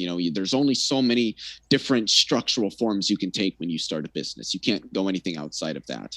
And a lot of that, I would argue, is beneficial. It ensures a level of sustainability. It ensures a level of community with these corporations, although I think that it could definitely be increased, and a level of accountability and transparency, although again, I think that could be increased. But in short, no matter what system you have, you're going to have some level of authoritative structure which ensures the sustenance of that system. And in socialism, it would be no different. I personally wouldn't argue for the government mandating worker cooperatives right away. I would argue that the government and financial institutions, I personally believe the financial institution should be decommodified and run through the government, but that's a different discussion for a different day, should provide incentives for businesses to structure themselves as a worker cooperative. And then if that doesn't do enough to push a movement toward worker cooperatives, then I think that the government should step in, yes. I would say that we should allow firms and people in general, because a corporation is a voluntary, or people voluntarily organize, collect their pool their resources to try to achieve something they couldn't on their own. Unions do it, HOAs do it, if only from worker cooperatives do it. Worker cooperatives do it, exactly. So I think we should allow all forms of voluntary organization, and then let the market decide, provided that we don't have and then the government's role is to interfere where there is fraud, where there's theft, where there's violation of people's rights, that kind of and that includes not honoring contracts or just straight up assault or abuse, and that their role, people will decide what is most valuable. And as soon as you decide, once you decide that the legislators are going to decide what you can buy and sell and under what conditions, that's when the legislators are the first things bought and sold. So we should minimize the degree of interference by the state, because then corporations can then take over, or unions can take over, or whatever. I agree with that, maybe in principle, but I think in practice what happens is when we let the firms decide what sort of structure is going to exist, how they're going to structure themselves within our market system, what we find is that a system that has become dominant, quite frankly, I would argue, I think this is evident throughout history, is that these firms structure themselves in a way that maximizes the revenue funneled into the pockets of a very, very select few number of those who sit at the top of these firms, that they utilize these firms as a tool to maximize the amount of wealth they can create for themselves. And this is one of the major criticisms I would have with the capitalist system in general, is that I think that the way that the system is inherently structured, it will be utilized to maximize the profits and maximize the revenue that is then distributed to a select few number of those who own those very industries and markets without considering the needs of the workers below them. I've got a request before we do go into Q&A. I do want to, forgive me, SOD. I know you had a round in the chamber ready to fire back. However, just to hear from Stephen and Stephen before we go into the Q&A shortly, in case you guys had anything. I know it's moving fast, and so oftentimes it's challenging to know when that time to jump in is. I want to give you a chance to mention anything you wanted to add. Just really, really quickly, I'm going to run to the bathroom quick. I deeply apologize. I'll be right back. I actually had a question, but I definitely want Steve to get another chance. So the last time that I kind of chimed in, it was on the whole issue of taxes, and just to kind of just like very, very quickly kind of sum up, Bernie got a lot of kind of like, flack for saying this last year, but like I 100% agree with him. I don't think. I would just kind of expand on it a little bit. I don't think that billionaires should exist either. I don't think that billionaires should exist in the same country where people don't make enough money to survive, where somebody is working 40 hours a week and they are still coming up short on, money for food, for rent, for bills, whatever it is. I don't think that should be. I don't think that those two things should coexist within the same country. So I think that, taxing very, very wealthy people and like, look, the whole reason why he got a lot of flack for that is because but what that would mean is that somebody can have $999 million and still be incredibly rich and be like never probably be able to spend that money like ever. It's just going to get passed on to their children and their children's children.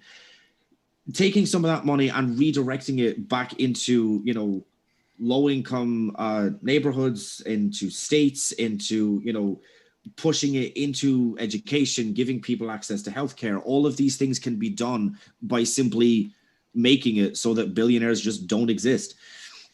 Maybe that's a little bit of a harsh kind of statement, and I know that there's going to be some people who are not going to agree with what I have just said, but I don't really think that that's too much of a. I ask you what you just said. Basically, just kind of expanding on the whole Bernie Sanders saying that billionaires shouldn't exist. 100%. There's no way you can earn $1 billion. It can't happen. I get that. There's some people who is going to disagree with me, but I don't really think that that's too much of a fair compromise. Can I ask a really, really quick question? A genuine question. You want to hear just from Steve, as we hadn't heard from Steve from the capitalist side yet. Sure. I apologize. Then I just go into Q&A. Go ahead, Steve. I don't think that it's. I mean, I don't understand what the issue is there. I mean, specifically him, like Jeff Bezos, or I'm trying to think of another. Elon Musk. Bill Gates. That was actually the name I was trying to remember here. They don't get their wealth out of a vacuum. That money's coming to them in some form. Yes. I mean, what I hear a lot from the social side is that those individuals that make that kind of money have some kind of obligation to society. And I'm pretty sure that many of them do provide a lot of benefit to society just through their innovation, their profit, their employer, those that they employ. You look at Bill Gates and what he provides society, even though some of us don't agree with some of his ideas. What incentivizes someone to get to that point where you can even extract that amount of money from them? Where's the profit? I mean, if that profit doesn't exist, if you've already decided, well, you cannot make over this amount of money, what decision does he make at that point? It's like, well, if I make $34 million, they're going to just take it away from me anyways. Why would I even work that hard? Where's the incentive at that point?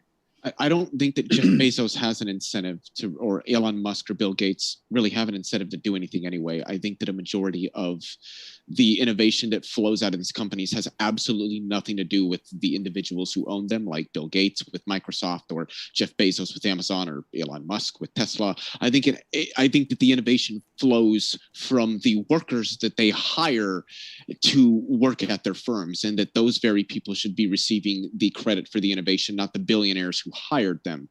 That the wealth that these people generate is extracted from the labor provided by everyone that they hire to do their jobs. Most of these billionaires don't really do anything at all. Most of all of the administrative work that they would otherwise do, they pawn it off to other secretaries and administrators that they hire.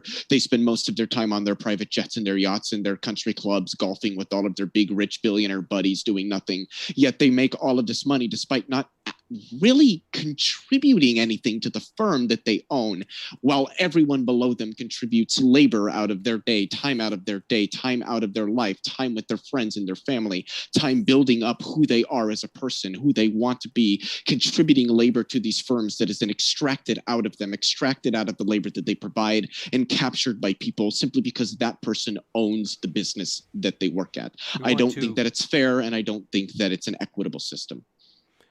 We want to, let's see, and give you a super short and pithy SOD response, and then we got to jump into the Q&A. So try to address both. One, the whole billionaire shouldn't exist. The math doesn't really work out. You could take 100% of all billionaires' wealth in the U.S. It wouldn't fund the U.S. government for even a year, and then next year you wouldn't have any wealth to take anyway. It's very much balking at big numbers without context.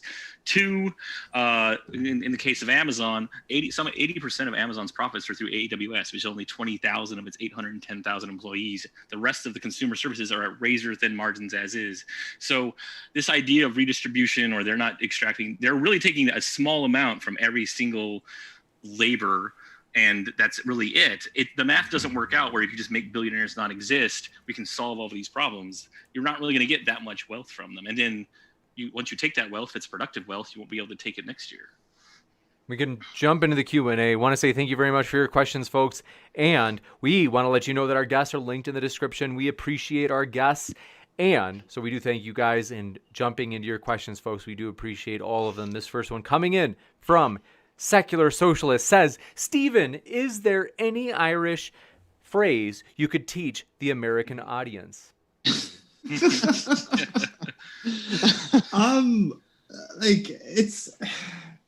We do have a lot of Irish phrases, but it would we're kind of listening.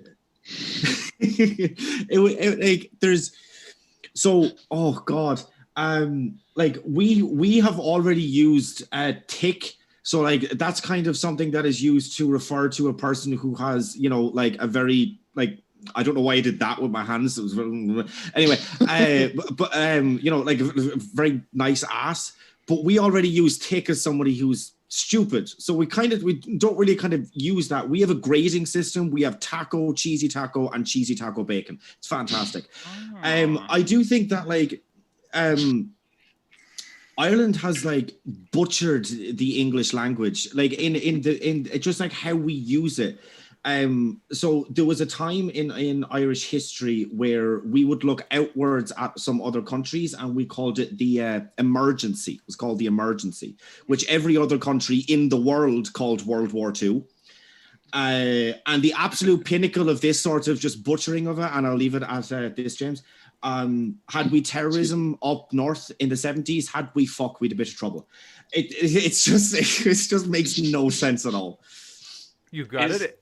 I have a question for Cider about that. Is the Irish butchering of the English language, is that like a form of protest against the English? That's a good question, Josh. No, That's a really good question. I just sort of think that the Irish soul is just a much more of a free and a loose being, and there's too much rules in the English language. Like there's a wall of English language in between me and you, and fuck is my chisel. So that's the English language is really just three kid languages in a trench coat. It's Next up, that's a good synopsis.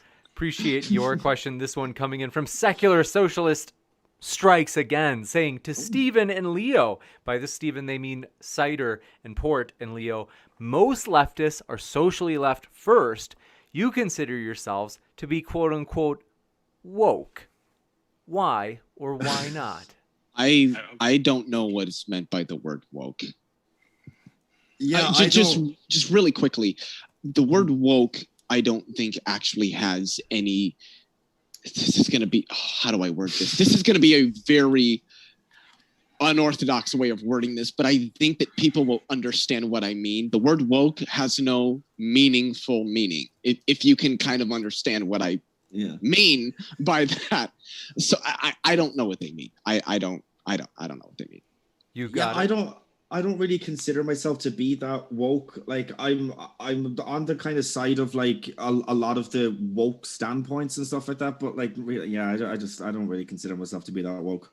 Juicy. And thank you very much for your question. This one coming in from Meduse NCO says, why is it that only individuals with nothing... Let me just pull this over. Okay, starting over. Why is it that only individuals with nothing want or believe in socialism? Successful people aren't interested. That would tell me something if I believed in socialism. Well, there's been a number of very successful individuals that have advocated for socialism. Richard Wolff is a very successful individual. He's a Marxist. Noam Chomsky has expressed support for numerous Marxian ideas. People like Martin Luther King have advocated for socialism. Karl Marx was, I would argue, quite a successful individual who invented what socialism and communism, what Marxism, who the person it's named after, what these are. He defined them. It seems to me that it's getting at this point that, well, the only people that want socialism are those who think that they're privileged and they're entitled to all this. Well, you know what? People might disagree, but there are things that humans are entitled to by virtue of being a human, like healthcare, education, water, food, shelter. No human asks to be born. We shouldn't thereby have to really do anything to receive the things that are requisite to our survival. Those should be guarantees. Juicy and Secular Socialist throws his or her hat into the ring once again, saying, Stephen, you said you've done stand-up on stream before. Do you think certain topics are off limits or shouldn't be joked about? Oh my God, no. I have what a lot of people would kind of consider to be a dark sense of humor. I don't really consider my sense of humor to be that dark, but like I've joked about topics that like you probably shouldn't joke about. I think that like, you know, comedy can be like it's my coping mechanism. So if I go through grief, like on the day that my grandfather died, I was cracking jokes all fucking day. Like it's just like I understand that like sitting around a table and you know like being sad and feeling sorry for yourself, that can be some people's coping mechanism, and you're welcome to it, but it's just not for me. I don't think that this whole thing about like you know the like woke SJWs or anything else like this that they're like killing comedy. Nah, man, look at fucking Ricky Gervais, look at Daniel Sloss, look at like any of these like bigger comics that like are constantly talking about these things. Nah, man, comedy's not going anywhere. I'm sorry, but it's the conservatives that have no sense of humor. Bring it up. Since we're in the ballpark of the topic, allegedly, I had read an article that allegedly stated that Socialism Done Left had apparently said some things and then claimed that they were a joke. Yeah. Is it okay to say the things that Socialism Done Left had said as a joke? See, it really depends, because what you'll find, and I know really, that. really sorry, Leo. I'm kind of out of the loop here. I have no idea what we're referring to. So socialism Don't done say left. any of the words on this stream, Leo. I won't, James. You know me. I'm not going to do that to you. I wouldn't do that to you. But Socialism Done Left made several racist and other bigoted comments on Discord. There were screenshots, and they were from like several months ago, something like that. The thing is that he said that they were taken out of context and he wasn't meaning anything, and that he was mocking people that, actually believe those things. And honestly, when you look at the broader context of the discussion that was had on Discord, it seems that is the case. And that's why what I was going to initially say is that it's a bit nuanced. We often hear from people who make racist statements and this, that, and the other that, oh, well, I was just joking. But what we need to understand is the broader context in which the joke applies. There are certain jokes that we can make that deal with race that are funny for reasons that people can pick up on and understand and know that it's a joke. Or you can make a joke about the race and the joke is racism. And that is drastically different than making a joke that concerns race that isn't about the racism. So whether or not one considers what SDL did okay or not, I think really depends on the framework at which they're looking at it. I would argue from a broader framework, it seems at least that these were jokes, albeit very, very ill-placed jokes, but jokes nonetheless. What have you got, SOD? I think you're on mute. No, I was just yawning. Okay. I did have one thing one topical thing to share regarding dark humor, if it's all right. Yes. All right, I'll share my screen real quick. Uh-oh, here we go. Oh.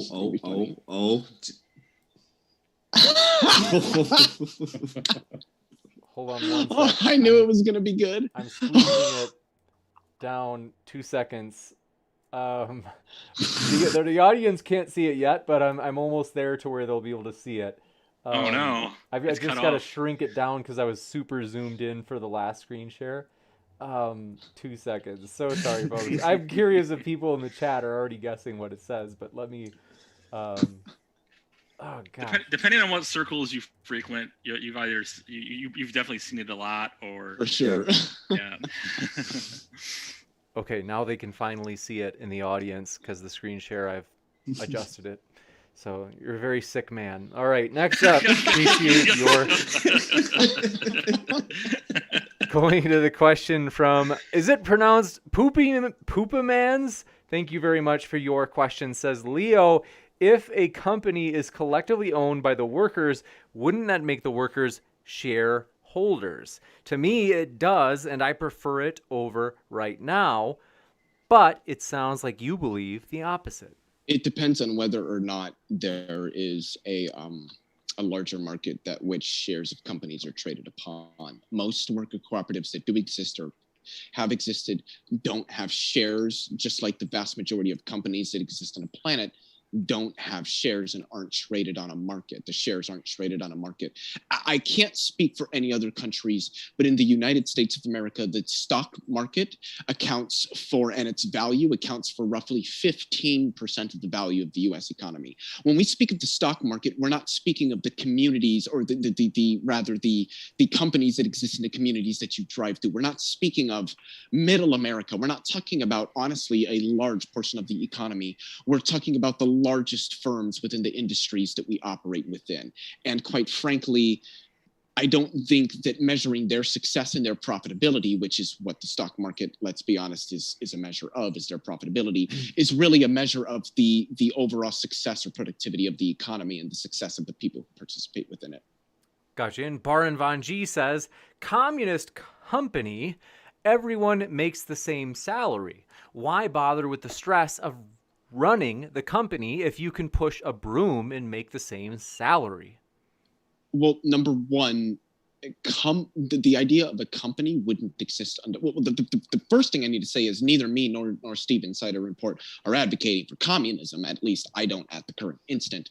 Number two, companies, the concept of a company wouldn't really exist, at least in the way that we understand it in communism. And number three, under communism, everybody doesn't earn the same thing. That essentially misses the point of what communism really is. I don't know if you have anything to add, Stephen. No, I wouldn't have anything to add to that. Yeah, you kind of summed it up perfectly. Neither of us are advocating for communism, and that would, yeah. So. Yeah, I think whoever posted that has a misunderstanding of what communism is. Communism is a classless society, but also a moneyless society. So his question is kind of incoherent to what communism would actually be. Can I just thank you, Josh, in the fact that you properly understood what communism is? I appreciate that. I very much appreciate that. You got it. And Bubblegum Gun says, most respectful debate I've seen so far. I agree. This has been really respectful. Yeah. So thank you guys. It has been a real treat. And Bubblegum Gun also says, government is a necessity as much as theft is. But if you look empirically, government has created the most evil. Taxes are the seeds of authoritarians. Oh, okay. Is that wow. Specific to any particular person? I didn't quite hear that. I don't think so, but I don't know. Here's the issue so this is coming from like the libertarian aspect which I don't completely disagree with, but it definitely is taken too far. Where the idea is, okay, you cannot extend rights to someone else that you don't have yourself, and you don't have the right to take someone else's property by force. So you can't simply vote to take taxes, but you can organize voluntarily and then have a structure that is funded by taxation, but it depends on the manner of taxation and also the manner by which that taxation structure comes about. So governments can just be thieving scoundrels, but it's not inherent to government. You could argue it often is. And I think like excise taxes or sales taxes, which the government is providing the very structure of property ownership. So any exchange of property, I mean, I don't see how that's necessarily theft. But income taxes is a little meh. Wealth taxes, harder to say because the government isn't deciding the value of those things. But nonetheless, taxes aren't inherently theft, but many forms of taxes can manifest as a form of theft. I just wanted to add really quickly because that the whole taxation is theft, and I do agree with the vast majority of what Josh just said. The whole I call them anti-taxers because the idea that taxation is theft, I would sum it up as just being asinine. We would not have the societies that we do in most of at least the Western world if it weren't for taxes.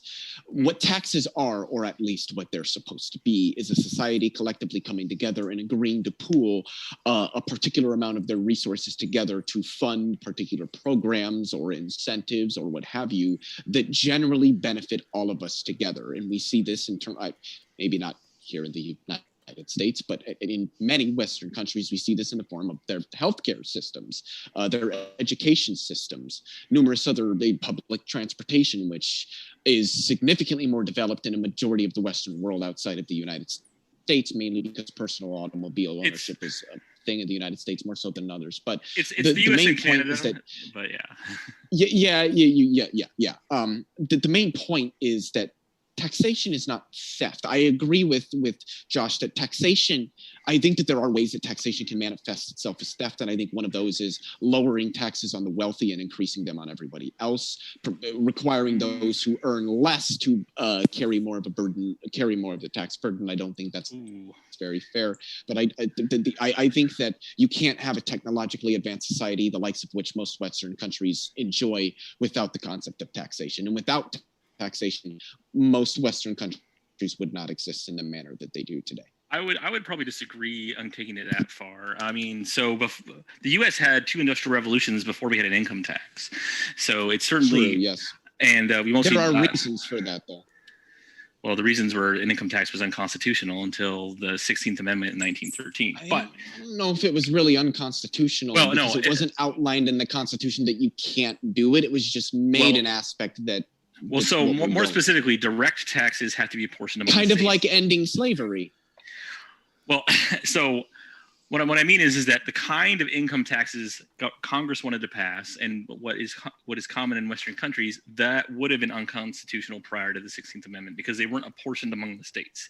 In that, okay, California has 12% of the population, 12% of the tax revenue from this tax has to come from California, regardless of how many people are in California, or regardless of the actual amount of income AGI in California. And Congress has already ruled that direct taxes outside of the income tax per the 16th Amendment they all have to be apportioned among the states, which includes property taxes, which would then would extend to wealth taxes, which is why we can't have a national property tax. But Singapore is an interesting example because it has much lower taxes overall, but it has government ownership of certain industries, the dividends from which through Temasek Holdings provides revenue through almost a market mechanism to fund the government. So I don't. And I would definitely disagree that whether taxation is theft or not, does not depend on who is being taxed. Like, oh, it's unfair if the poor are being taxed and the rich aren't. I do agree with that, and I just want to specify that is not what I was saying. Okay. I do agree with that sentiment. I thought maybe you misspoken, but we probably don't have time for you. We could revisit that maybe later, like at another debate or something, because there's taxes. We could have a whole debate on taxes alone. So. Bubblegum Gun strikes again, says, you will never have a capitalism under government if you pay property tax. Surprise, that's not ownership. We have a mixed economy, not capitalism. So I assume the thing is, to us, or I mean, Not sure. I don't know. Well, here's the thing. Sure. what I would say this: given that the government defines and is at least right now the mechanism by which property is defended and defined, that the fact that they tax you on the thing that they're allowing as a legal phenomenon to exist doesn't mean that you don't own it. The purpose of ownership. A simple test of ownership is if you're able to exclude use by non-owners. The government does not have the right to just come on. Ideally, anyway, the government does not have the right to just come onto your property, to just come onto your property and do what they want with it. There's eminent domain, which is kind of BS, but nonetheless, there are definitely restrictions on the government regarding how they can use your property, and that's why you do own it. If the government, eminent domain is an example where they suddenly be like, yeah, you don't own it anymore, but whether you own something or not is not simply decided on you paying a tax for it. Is really my point. James, could I have you repeat that question? I'm sorry, but I did want to respond. It's going to be really quick, but I can't remember exactly what the question No worries. was. If you want to move on, though, that's fine. So what I remember it being is essentially because if your property is taxed, you don't own it. So then as long as the government is taxing your property, you don't have capitalism. That's roughly. So. Oh yeah, the mixed economy thing. The idea of a mixed economy is, being honest, not really a thing in economics. There's no such thing as a mixed economy. That term is just very much nuanced, and that would be a whole ass discussion in and of itself. Capitalism is essentially defined as a private capital accumulation. That is one of the most, at least, succinct ways to define what capitalism is and what it entails. That capital can be accumulated privately by individuals privately. If you have that, you're capitalist. Even if that's regulated in certain ways, if capital accumulation is still private, that is capitalism. You might have strong social welfare alongside that. That's great. I would advocate for that, at least in principle. It would, depend on what particular systems are being implemented anyway. As long as the accumulation of capital in a market can be done privately, you are dealing with a capitalist system. We'll jump into this next one from Con the Stoner Lynn, who says, anyone familiar with Pierre Joseph Proudhon or economic mutualism, the synthesis of property and communism? And what do you think of anarchism? I have never heard of that person or that system, and as far as anarchism, I'm not necessally a proponent of it. I think that's open to everybody to answer if they'd like. So the problem with the issue with anarchism is you have the anarchist paradox, where it's important to remember that anarchy is just absence of rulers. It's not the absence of rules. But if you eliminate what you call the state, but you're going to need some means of defending and defining property, that if that becomes an accepted authority, they functionally, if not in name, and indeed become the state as well. So anarchy is arguably not something that's attainable, but there are minarchists who try to say that propose to have the least amount of government that's practicable. Yeah, As for me, eventually. I was going to say, eventually, in an anarchist system, there's going to be organizations that grow just naturally, just as they did in human history. I think that's true, but I think the point of anarchy is that they're not centralized systems, that they're very much communal, that the communities essentially govern themselves rather than there being a centralized form of control that governs all communities. Like, I think that the phrase that Josh SOD used is really good, that it's the elimination of rulers, not the elimination of rule. There are still going to be rules, and there are still probably going to be some sort of hierarchical system. I think that most anarchists would say that system is much more communal rather than being centralized and bureaucratic as we're used to, and that's what most anarchists would Cider would argue for. If I can, because really Cider quick, might have, and then we do have to. I want to give Cider a chance if he wants to. Go ahead. Well, I was going to say that because Anarchist Ireland is actually an example of what Leo was saying, and maybe Cider has more insight on that. Yeah, I mean, I was just going to say I have no idea who that person is. But anarchy, like, yeah, I don't like the whole idea of like, causing like massive systemic change through like a revolution and like even like a violent one. I mean, obviously, that's how the United States was kind of founded. It's how Ireland got its independence as well. I would, however, argue that we did it a little bit better. The only reason that I would say that is because in 1916 we fought the British, who had guns, with sticks. We brought sticks to a gunfight and we won. So just want to point that out. Hey, Australia lost to not Kiwis, but cassowaries and ostriches. They lost to like a bunch of flightless birds. So I mean, they lost to Next up, dinosaurs. Con the Stoner Lynn strikes against us. What do you all think about intellectual property?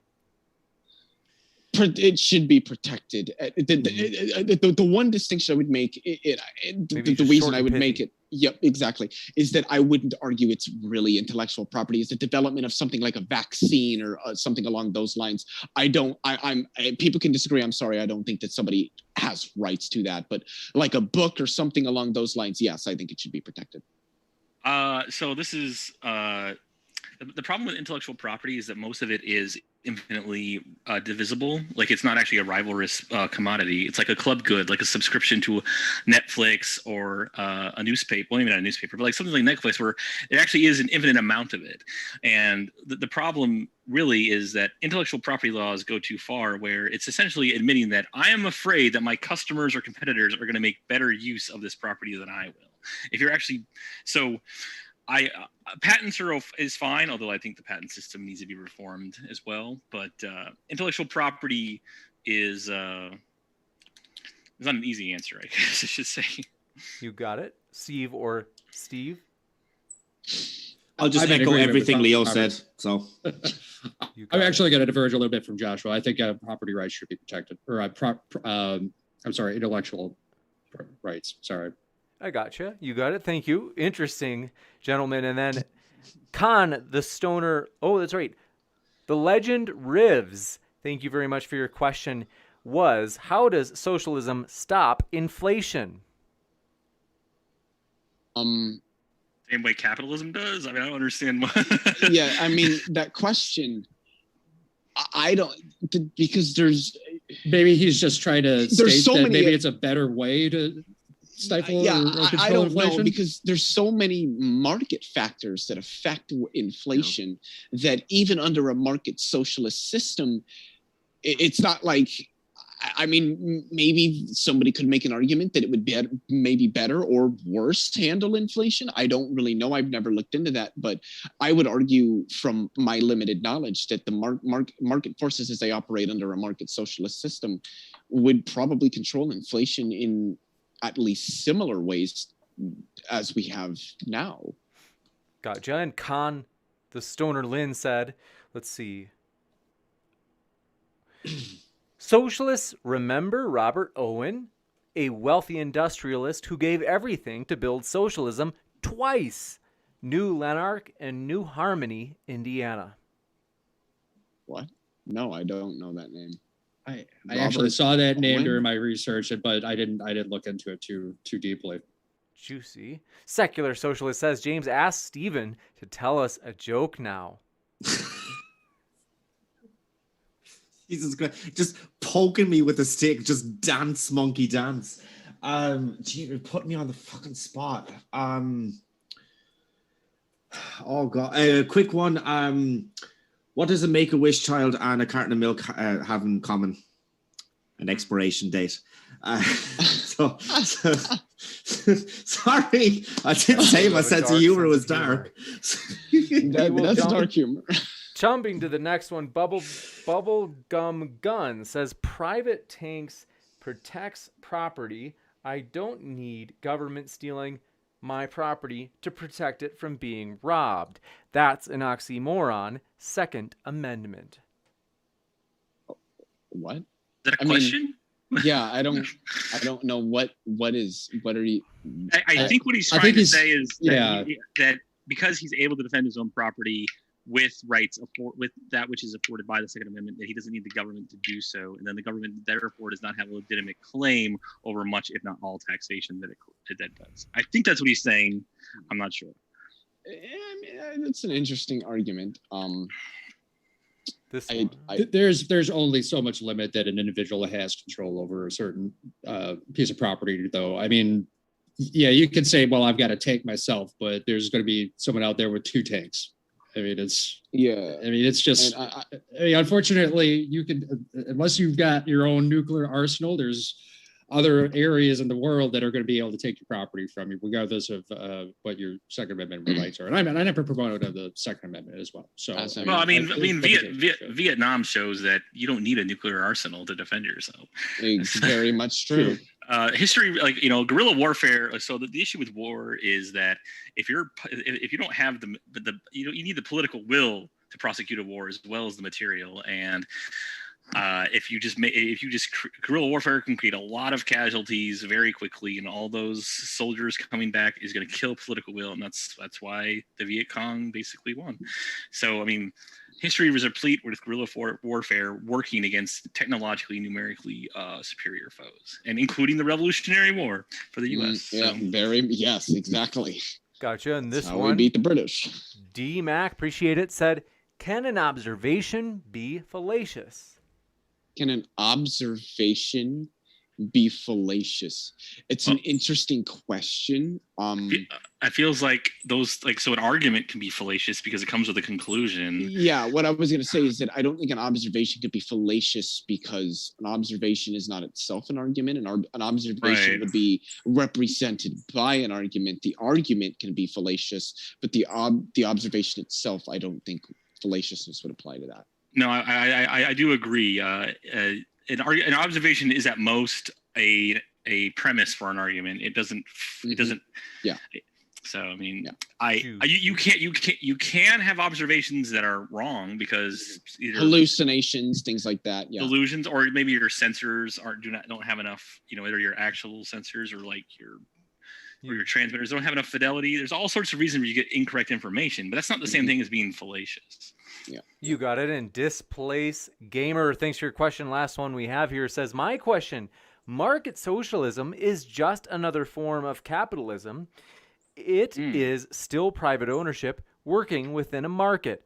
Would a better name be social capitalism? No, because it isn't private ownership. The firms in a market socialist economy would be collectively owned and democratically controlled by the working class, which is the signifying attribute of socialism. I think what he's trying to say is that it's one thing to say that the workers at that firm are the owners. It's another thing to entirely say the working class all own that firm and that firm. They all. So I think that's what he's saying is that only the workers at that firm own that firm, as opposed to all the workers own all of the firms.